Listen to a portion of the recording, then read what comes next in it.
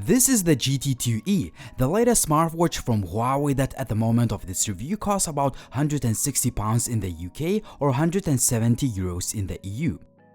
On the inside, it's quite similar to a very popular GT2 that I reviewed last year. However, the design language suggests this is a more sports-oriented device, even though it preserves the looks of the classic watch. Just before I compare the GT2e to other watches, my wrist size or circumference is from 155mm to 158mm below the wrist bone with my palm opened, which makes the wrist slightly bigger. For example, the circumference is below 155mm with my palm closed, which is not an accurate way of measurement.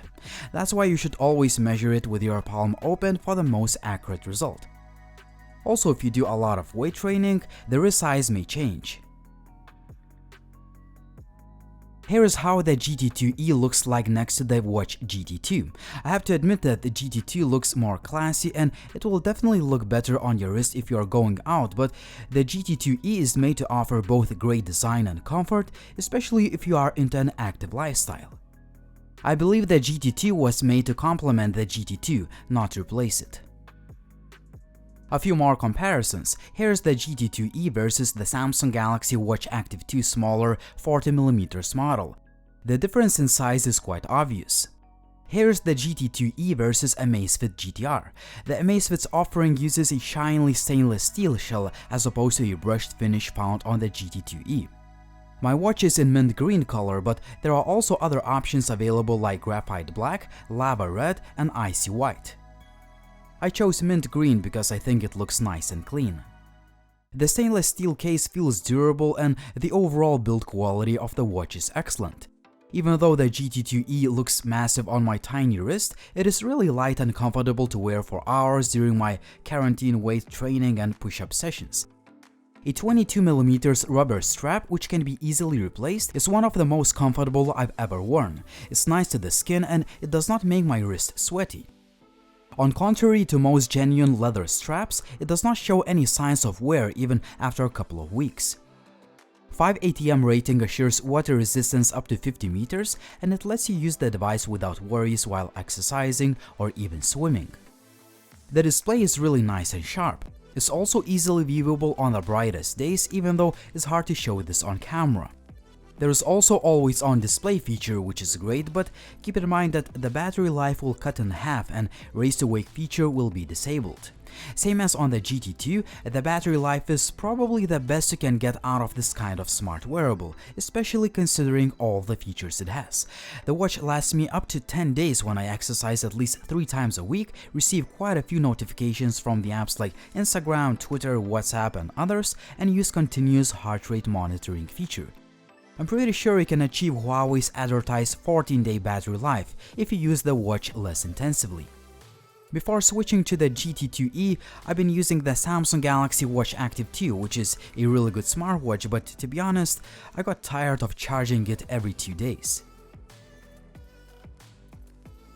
Now let's talk about multimedia and connectivity. You can store up to 500 songs on the watch itself, pair it up with a set of buds and go for a jog or exercise without bringing the phone with you. I mostly use Spotify, which works seamlessly with the watch, but that means that I need to have my phone with me because the GT2e does not support Spotify offline playlists. My biggest frustration with this watch, however, is the lack of microphone and the speaker. You can only reject a call. It's a downgrade from the GT2, and if you want to use your watch for hands-free calling or even listen to music right on the watch without the earphones, go with the GT2, not this watch. As far as sensors go, here's the entire list of them. However, there is no NFC, meaning that the watch is not compatible with Google Pay. It's not clear at the time of this review, but there may be NFC version designed for the Chinese market. Notifications work fine with all of the apps, but you can only receive them. That means that you cannot reply to any of the messages you receive, which is quite frustrating. The user interface is pretty much identical to the Huawei Watch GT2. It's pretty simple and straightforward. You just swipe from left to right through the menus, swipe from the top to access quick settings toggles, and swipe from the bottom for notifications. The upper key opens up the main menu to access all of the features of the watch, and the lower key triggers workout options, but you can customize this button to your liking. The user interface looks clean, but if we compare it to the Tizen OS on Samsung watches or watchOS on Apple watches, it's very limited. That means that you cannot download new apps, you can't use navigation right on your watch screen, and so on. In addition to this, you can't install third-party apps you might already be tied into, like Strava, Google Fit, or Komoot, but you can share data from the watch with MyFitnessPal. Well, you can also sync your health data with WeChat, QQ, or Alipay Sports, but these apps are not so popular in Western markets. That means that at the time of this review, there is no Google Fit support in the Huawei Health app, but that may change in the future. Huawei Watch GT2 is compatible with 15 conventional sports modes. Huawei also added 85 custom workout modes like rock climbing, parkour, street dancing, skateboarding, surfing, and so on, which is cool I guess, but I used it mostly for outdoor running and exercising at home. My experience, the watch tracks my heart rate very accurately as I always try to keep it in the fat burning zone. That's one of my favorite features of Huawei watches. They tell you when you're actually burning fat. For example, most of the watches out there just give you sheer numbers. I combine weight training with some low-intensity cardio at home for fat burning, and the GT2 has served its purpose really well. I found the watch to be really comfortable to wear while doing push-ups, pull-ups, or even working out with dumbbells.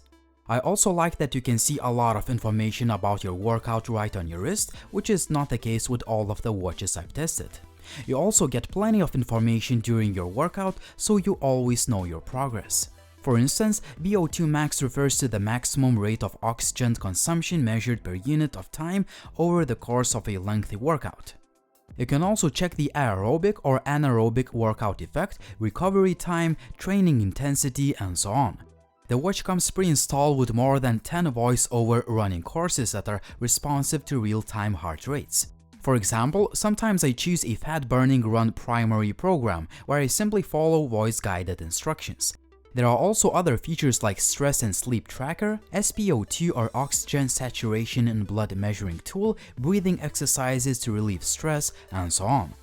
At the moment, there is no auto workout detection, but it is coming with future software updates. The Huawei Health app gives you a lot of information about your health and fitness routines, and it also manages steps data from your phone and the watch, which is really important if you don't want to wear the watch all the time. I like that you can see the altitude changes and floors climbed in your workout report. However, you cannot export your workouts as GPX files. There are quite a few settings and tweaks that allow you to customize your watch. For example, you can choose from plenty of different watch faces, add music to your watch, and so on. It's worth noting that you cannot upload pictures to view them as an album, but you can use one as a face watch. If you are a weirdo like me, choose your own face. Overall, the GT2 is a great smartwatch that looks beautiful, it is comfortable to wear for hours, it has plenty of workout modes, and Huawei Health app gives you a lot of information about your health and fitness routines. Further, the device has a great battery life, the display is sharp and easily viewable outdoors, and the watch is loaded with features. However, Huawei's decision to remove the mic and the loudspeaker for hands-free calling is a little bit weird. If you really need to be able to make and receive calls directly on the watch, go with a Huawei GT2, which costs the same as the GT2e. Other shortcomings include the lack of offline Spotify playlist support. At the time of this review, the watch does not work with Google Fit, there is no NFC for mobile payments, you can't export your fitness data as GPX files, and last but not least, you can't reply to notifications. Despite these shortcomings, I still think that the Huawei Watch GT2 brings a lot of value for money, and it's still one of the best smartwatches for the price, considering all the features and technology it has. But what do you think? Is the GT2 your favorite smartwatch, or would you choose another option? It's really important to stay in shape when we are all stuck at home, but you can also use your free time to learn new technology skills via online videos, hands-on projects, and personalized support. Udacity is offering 30 days of free access to any of its 40+ Nanodegree programs. This is your chance to get hands-on training for in-demand tech skills from the comfort of your home. You can receive support as you work to complete your first project and begin to see how much you can really accomplish. Courses are 100% online and come completely with real human support every step of the way. Check out the link in the video description and start learning. As always, like the video if you liked it, please subscribe to the channel if you haven't already, and as always, it was Linus, thank you for watching and see you soon.